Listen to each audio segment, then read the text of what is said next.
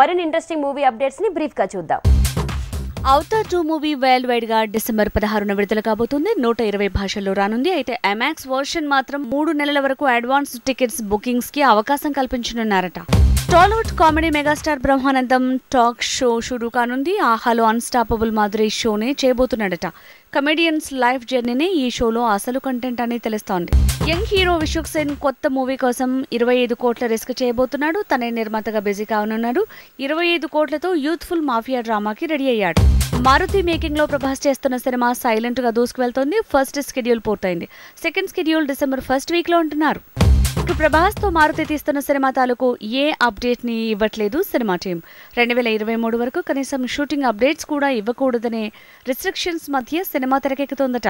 పుష్ప 2లో పులి fight scene ని తెరకెక్కించేందుకు సినిమా టీం రెడీ అయింది. గ్రాఫిక్స్ లో పులిని కాకుండా రియల్ టైగర్ ని తలపడనున్నాడు బన్నీ. అందుకోసం థాయిలాండ్ లోని ఫ్రెండ్లీ టైగర్స్ ని రంగంలోకి దింపనున్నారు. ఆల్రెడీ అల్లు అర్జున్ కి టైగర్ ఫైట్ కి సంబంధించిన ట్రైనింగ్ నడుస్తోందని తెలుస్తోంది.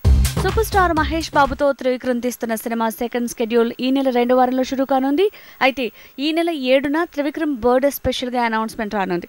అది ఈ సినిమా టైటిల్ అయోధ్యలో అర్జునుడు అనౌన్స్మెంటే అంటున్నారు.